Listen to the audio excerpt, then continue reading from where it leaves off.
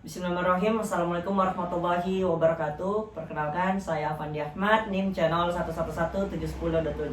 Kali ini saya akan memperagakan skill mengenai anamnesis dan pemeriksaan fisik keluhan bercak kulit pada blok tropis.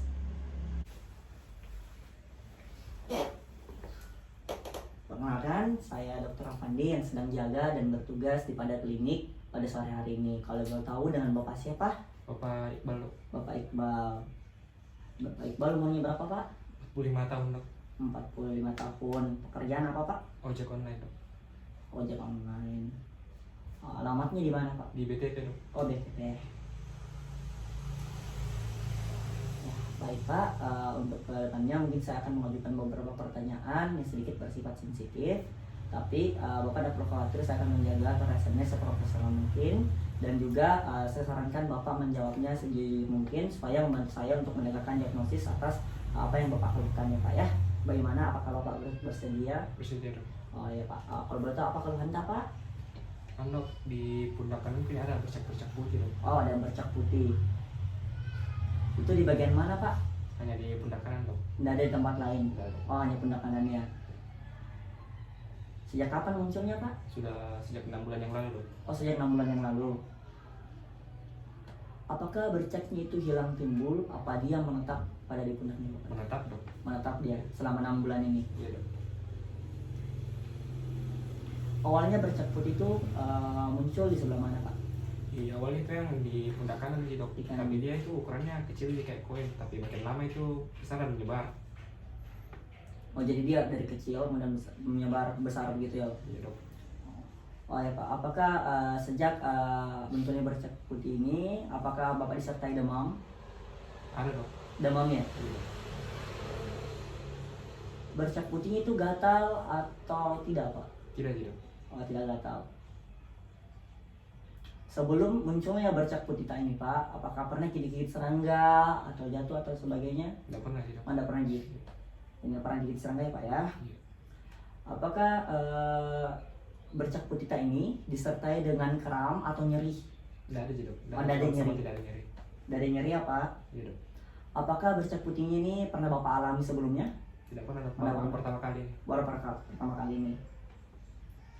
Oh ya, Pak, dari keluhannya Bapak, apakah ada keluhan lagi yang menyertainya? Ada menggigil, Dok. Oh, menggigil, Ki. Iya. Menggigilnya itu, Pak, sejak kapan, Pak? Sejak sama dan demam, Dok. Sama dengan demam, Iya. diiringi dengan demam. Iya, Dok. Oh ya, Pak, apakah ada anggota keluarga atau di lingkungan tempat tak tinggal itu menderita atau mengalami keluhan yang sama seperti Bapak alami? Ada, Dok. Itu omku sama tetangga di sebelah rumah juga. Oh, Ada kita sama bercak-bercak masa. seperti itu. Oh iya. Kalau boleh tahu, apakah pernah Ki ada kan riwayat kontak sama Omta atau tetangga tak? Kalau omku sering, Dok, karena saya yang ngurusin di rumah, Dok, kan sakit-sakit. Kalau tetangga jarang. Oh, jadi Om tadi. Oh ya, Pak. Jadi pasnya muncul ini bercak putih itu kan disertai demam. Apakah ada pernah Ki ke dokter? Belum pernah, baru pertama kali ini, Dok. Kalau untuk minum obat untuk mengatasi pernah? Tidak pernah, Dok. Oh, enggak pernah juga. Iya, Dok. Tapi Pak merokok Ki? Tidak, Dok. Kalau minum alkohol? Tidak juga, Dok. Tidak. Iya. Kalau ya Pak, kalau boleh tahu ada riwayat penyakit tak? Misalnya hipertensi, gula darah, kolesterol, asam urat? Tidak ada, Dok. Tidak ada juga.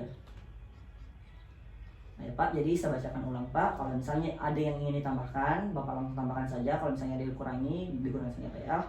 Ya, jadi Bapak Iqbal umur 45 tahun, pekerjaan ojek online, alamatnya di BTP ya Pak ya. Keluhan utamanya itu adalah bercak putih di pundak kanan. Dia itu menetap, ya Pak ya. Dia menetap, kemudian awalnya dia kecil, kemudian dia membesar seperti koin dulu kecilnya dan dia membesar, disertai demam dan menggigil. Ada riwayat kontak dengan omnya Pak ya. Kemudian tidak ada riwayat penyakit seperti gula darah, hipertensi, asam urat dan kolesterol. Dan juga tidak merokok, tidak minum alkohol ya Pak ya. Bagaimana Pak? Ada yang ingin ditambahkan? Tidak ada, Dok. Tidak ada.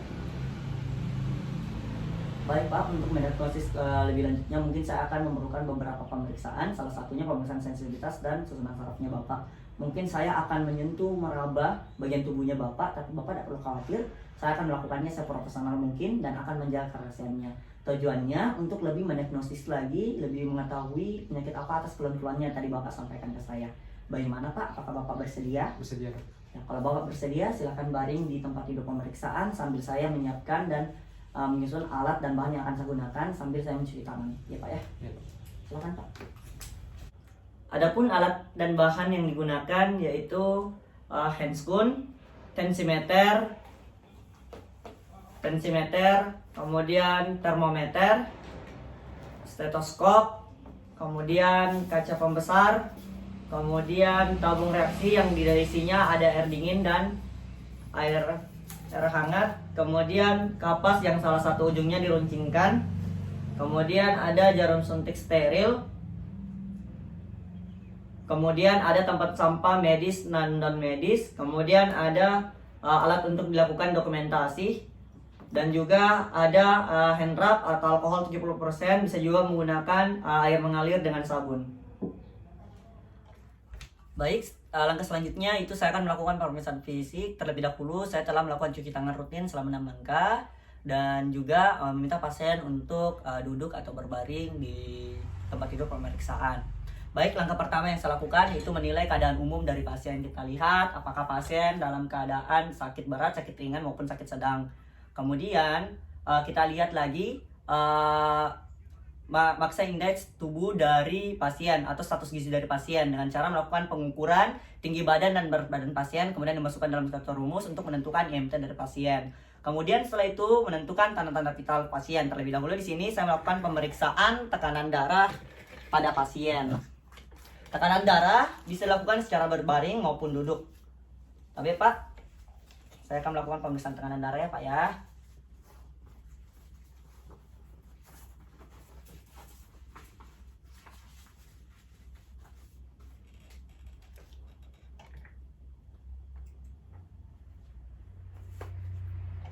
Khususnya pakaian pasien sedikit dilonggarkan.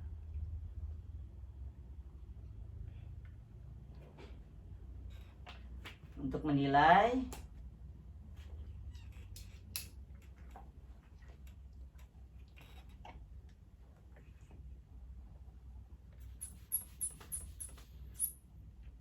Oke, setelah mendapatkan hasil dari tekanan darah, hasilnya dicatatkan ke dalam buku rekam medis. Nah, selanjutnya saya akan melakukan pengukuran suhu pada pasien dengan menggunakan alat termometer yang akan dijepitkan pada aksila pada pasien. Jadi Pak, ini saya akan jepitkan di keteknya Bapak ya Pak. Tapi Pak, tolong dijepit Pak selama 5 menit. Sambil menunggu hal tersebut, saya akan melakukan pemeriksaan nadi pada pasien. Nah, kita lakukan pemeriksaan nadi selama 1 menit. Nah, setelah mendapatkan hasilnya akan dicatatkan ke dalam buku rekam medis. Setelah itu kita lakukan untuk menilai pernapasan dari pasien. Tapi Pak, ini lakukan selama 1 menit, kemudian hasilnya dicatatkan ke dalam buku rekam medis. Anggaplah 5 menit telah berlalu, kita mengambil termometer dan mencatatnya. Hasil dari itu dicatatkan ke dalam buku rekam medis. Nah, setelah hal itu dilanjutkan dengan menilai keadaan-keadaan dari pasien, itu mulai dari ujung rambut sampai ke ujung kaki. Yang pertama kita lihat pada daerah wajah dari pasien. Kita lihat rambutnya pasien apakah mengalami kerontokan atau penipisan pada rambut dan alis. Kita lihat dan kita nilai. Kemudian kita lihat lagi pada daerah mata apakah mengalami locutamus atau tidak. Kemudian kita lihat daerah hidung apakah mengalami saddle nose atau tidak. Kemudian kita lihat pada bibir dan telinga apakah mengalami kelainan atau tidak. Nah, setelah itu kita lanjut akan pemeriksaan visus pada toraks. Jadi kita minta pasien untuk berbaring. Pak, silakan berbaring Pak.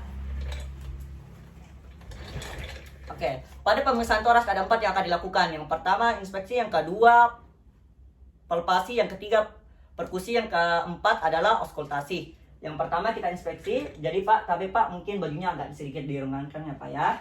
Nah, kita inspeksi, kita lihat pada daerah dadanya apakah ada tanda-tanda perubahan warna kulit, apakah kita lihat apakah ada kelainan-kelainan ciri khas. Kemudian setelah itu kita lakukan palpasi. Palpasi pertama untuk menentukan apakah ada nyeri atau tidak. Bapak bilang ya Pak kalau ada nyeri. Ada nyeri? Ada nyeri? Iya. Nah, kemudian bisa juga dengan kita lihat irama dari pernapasan pasien. Bapak bernapas Pak, tarik napas Pak. Hembuskan Pak. Tarik napas Pak. Hembuskan Pak. Tarik napas, hembuskan. Nah, setelah melakukan palpasi, selanjutnya melakukan auskultasi, melakukan perkusi. Kita lihat pada paru-paru dengan metode zigzag. Normalnya paru-paru bunyinya yaitu sonor. Nah, setelah itu melakukan auskultasi dengan menggunakan stetoskop.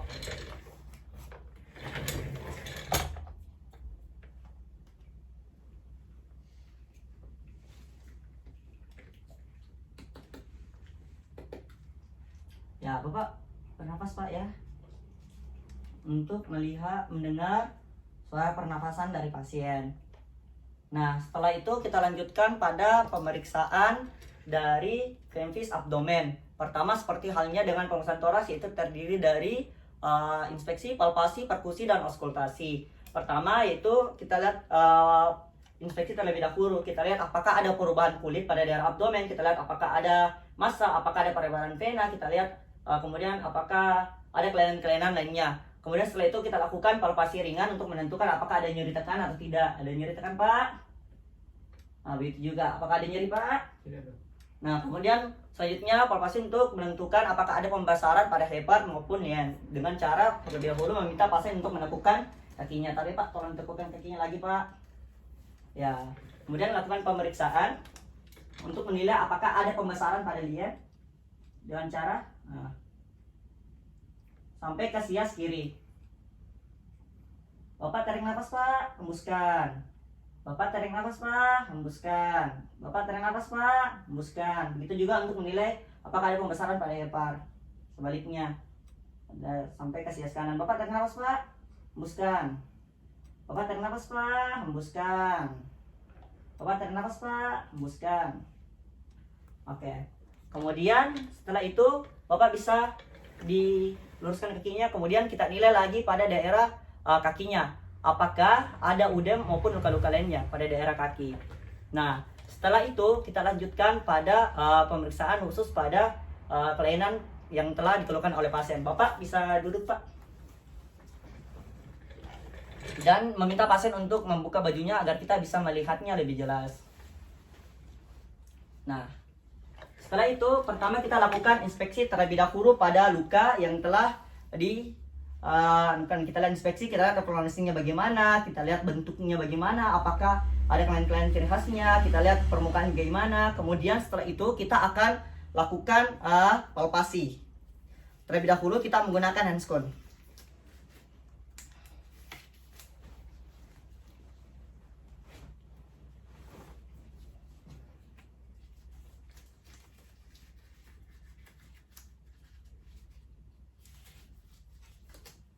Kita lihat, lakukan perabaan, apakah kita lihat permukaannya kering atau basah, kita lihat permukaannya teratur atau tidak, kita lihat semua kronologisnya bagaimana, dan kita lihat ukurannya serta distribusi dari kelainan kulit tersebut. Untuk lebih jelasnya kita bisa menggunakan lup atau kaca pembesar untuk lebih melihat secara detailnya dari permukaan kering atau basah, dari kasar atau teratur atau tidak teratur, dan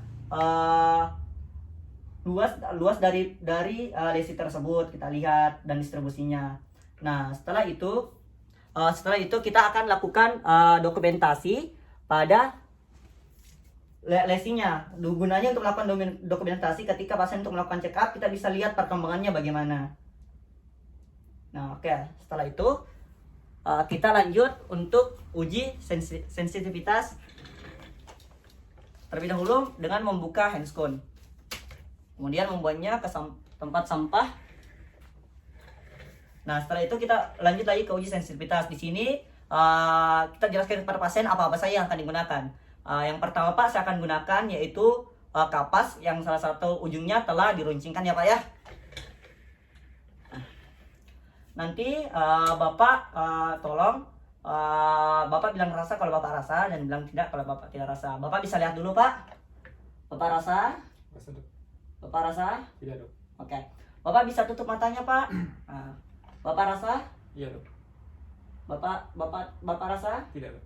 Ya, di sini kita berikan sentuhan kapas yang salah satu ujungnya telah diruncingkan pada daerah kulit yang normal, dan juga kepada daerah lesi. Pada kulit yang normal bagaimana Pak?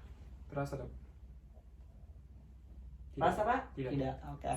Kemudian setelah itu kita menggunakan jarum steril atau bisa juga dengan pentul. Jadi Pak, nanti Bapak bisa buka matanya kembali. Bapak tolong Bapak nilai apakah tajam atau tumpul ya Pak ya.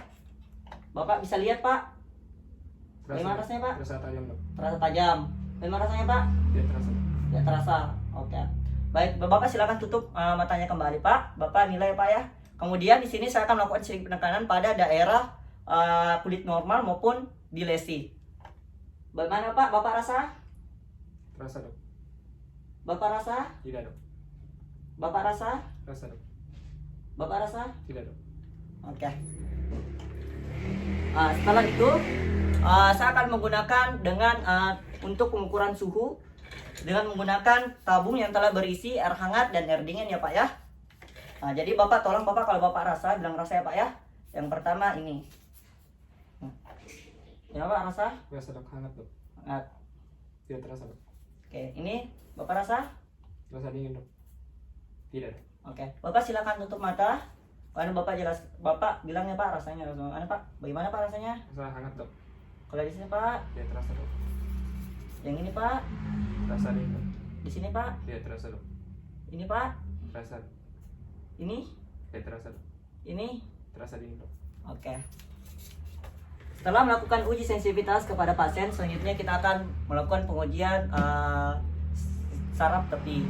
Yang pertama yaitu dengan nervus auricularis magnum dengan cara Bapak dengan cara pertama kita suruh pasien untuk melihat ke arah berlawanan yang akan kita periksakan. Bapak bisa lihat pundaknya Pak.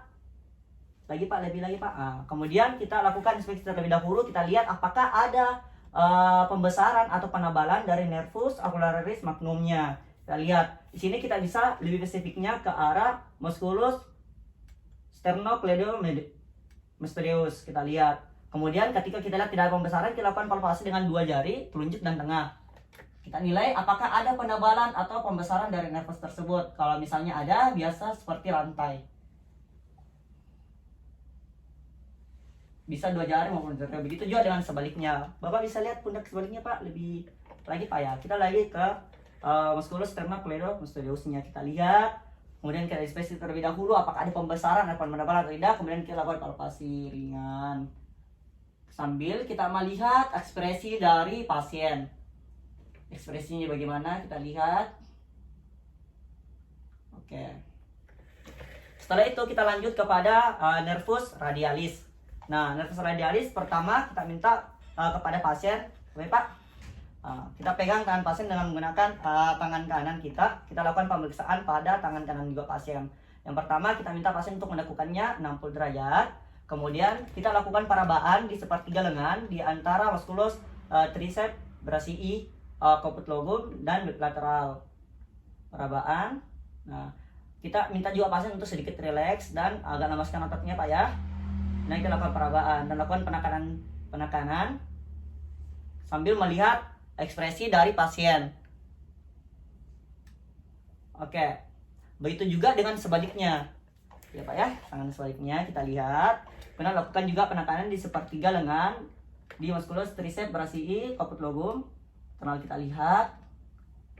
Lakukan sedikit penekanan dan kita lihat ekspresi dari pasien. Bapak sedikit lemas dan rileks saja ya Pak ya. Oke. Selanjutnya kita lakukan pemeriksaan kepada nervus ulnaris dengan cara kita minta tangannya lagi Bapak, kemudian seperti ini Bapak rileks saja. Kemudian kita dengan metode bisa 3 jari 2 jari untuk lakukan penekanan pada nervus ulnaris di dalam ya seperti ini. Kita lihat di nervi ulnaris, lakukan penekanan. Apakah kita lihat mimik dari pasien dan sedikit melakukan penekanan pada nervus ulnarisnya. Dilihat sensitivitasnya. Oke, begitu juga dengan sebaliknya. Oke Pak. Dan sampai ke atas. Oke. Setelah itu kita akan menilai nervus medianusnya lagi. Yang terlebih dahulu kita minta kepada pasien untuk mengepal tangannya kemudian difleksikan. Oke Pak, bisa Pak kepal tangannya kemudian sedikit ke sini Pak. Seperti saya, oke. Kemudian kita lakukan sedikit perabaan dan penekanan pada tendo musculus palmaris longus dan juga tendo musculus flexor tapi radialis. Kita lihat, lakukan seri penekanan sambil melihat mimik dari pasien seperti apa, dan juga menilai apakah ada penebalan atau pembesaran dari nervus medianus. Itu juga dengan sebelah kiri dari pasien. Kita lihat, kita lakukan penekanan di tendo musculus palmaris longus, di antara tendo musculus palmaris longus dan juga tendo musculus flexor carpi radialis. Sambil lihat ekspresi dan tentukan apakah ada penebalan dari nervus medianus atau tidak. Oke. Setelah itu kita lanjutkan pada pemeriksaan nervus medianus communis. Yang pertama kita lihat dulu ke kaput fibula. Kita lihat, kemudian dari sini setelah mendapatkan kaputnya, kita mundur ke 1 meter ke belakang. Kemudian sambil lihat, meraba, lakukan penekanan sambil lihat ekspresi dari pasien.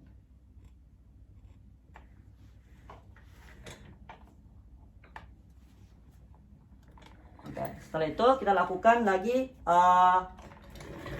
pemeriksaan nervus inferior. Kita lihat di sini dengan cara kita lihat dulu malleolus medialisnya. Setelah itu ke bagian ke belakang kita lakukan penekanan sambil lihat mimik dari pasien. Penekanan, kita lihat raba apakah ada pembesaran dari nervus medialis atau tidak. Oke. Setelah itu dilakukan pemeriksaan pada nervus spesialis.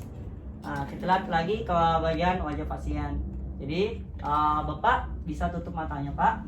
Saya nanti tahan matanya Bapak untuk berusaha untuk membuka matanya Bapak ya, Pak ya. Silakan, Pak. Silakan buka, Pak. Oke. Atau kita bisa gunakan satu tangan. Silakan buka, Pak. Oke. Kemudian kita bisa lihat juga dari senyuman dari pasien. Bapak bisa senyum, Pak. Oke. Selanjutnya kita akan lakukan pada fungsi motorik dari nervusnya. Pertama yaitu nervus ulnaris. Ada nervus ulnaris.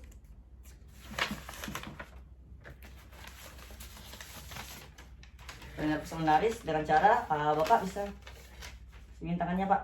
Jadi nanti kertas ini saya akan sisipkan di antara jari kelingking dan jari manisnya Bapak. Nanti Bapak berusaha untuk tahan kertasnya, Pak ya.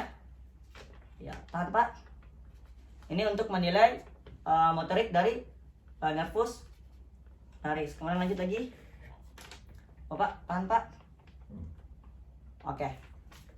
Kemudian lanjut lagi ke nervus radialis. Nah, nervus radialis kita arahkan untuk menilai motoriknya. Jadi Bapak seperti Bapak naik motor, tapi agak naik ke atas, Pak. Oke. Kemudian di sini saya akan tarik ke depan. Bapak berusaha untuk tahan ya, Pak ya. Oke, kita nilai. Kemudian setelah itu kita nilai lagi untuk nervus medianusnya. Kita nilai dengan cara meminta pasien untuk seperti tanda jempol oke kayak gini. Jadi Pak seperti kayak gini, Pak. Oke. Jadi Pak, saya akan menarik ke depan. Bapak berusaha untuk menahannya seperti tenaga ya, Pak ya. Oke.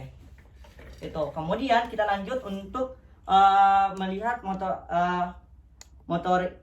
motorik dari nervus processus communisnya. Kemudian Bapak tolong diangkat kakinya, Pak, tapi tumit tetap rata. Kemudian kita lakukan penekanan. Jadi Bapak tolong ditahan ya, Pak ya, semaksimal mungkin. Oke.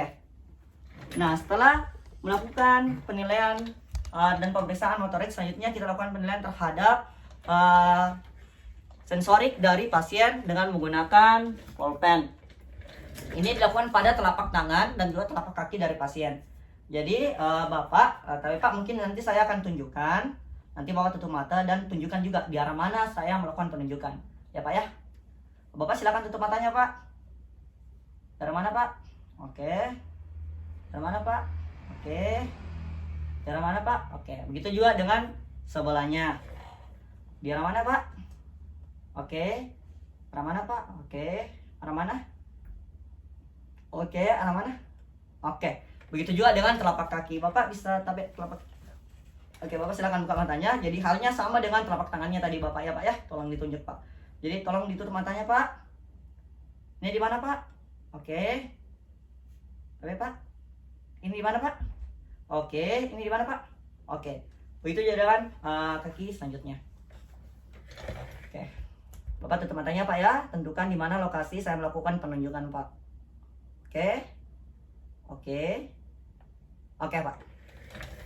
Jadi pemeriksaan di sini telah selesai. Selanjutnya saya akan meminta pasien untuk kembali duduk ke meja pemeriksaan untuk melakukan sedikit edukasi dan juga menjelaskan hasil apa yang telah saya dapatkan dari anamnesis dan pemeriksaan fisik kali ini. Jadi Bapak silahkan duduk ke meja untuk lebih lanjutnya. Kemudian setelah itu saya akan melakukan cuci tangan rutin 6 langkah lagi setelah melakukan penelitian terhadap pasien. Baik Pak, berdasarkan tadi dari anamnesis dan juga pemeriksaan fisik yang telah saya lakukan, saya mencurigai Bapak mendiagnosis lepra atau biasa disebut dengan kusta ya Pak ya. Keluhan ini atau yang Bapak alami ini hampir sama dengan vitiligo, pityriasis versicolor, pityriasis tinea, pityriasis alba ya Pak ya. Tapi lebih untuk lebih mendiagnosis lagi, mungkin saya bisa melakukan beberapa pemeriksaan, meminta Bapak untuk melakukan pemeriksaan penunjang ya Pak ya. Seperti pemeriksaan bakteriologis, pemeriksaan histopatologis, pemeriksaan DTA, dan juga kerokan kulit ya Pak ya. Bapak tidak perlu khawatir mengenai penyakit atau keluhan Bapak ini ya Pak. Ini merupakan salah satu penyakit yang dapat disembuhkan asalkan niscaya Bapak selalu berobat teratur, minum obatnya juga teratur, ikuti anjuran dokter, dan juga rajin untuk check up kembali ke dokter ya Pak ya Pak. Jadi nanti Bapak saya kasih surat untuk rujukan untuk memeriksakan dari pemeriksaan penunjang yang tadi saya minta ya Pak ya Pak. Mudah-mudahan Bapak lekas sembuh. Terima kasih ya Pak. Demikian video mengenai anamnesis dan pemeriksaan fisik keluhan bercak kulit putih. Lebih dan kurangnya mohon dimaafkan. Semoga bermanfaat. Assalamualaikum warahmatullahi wabarakatuh.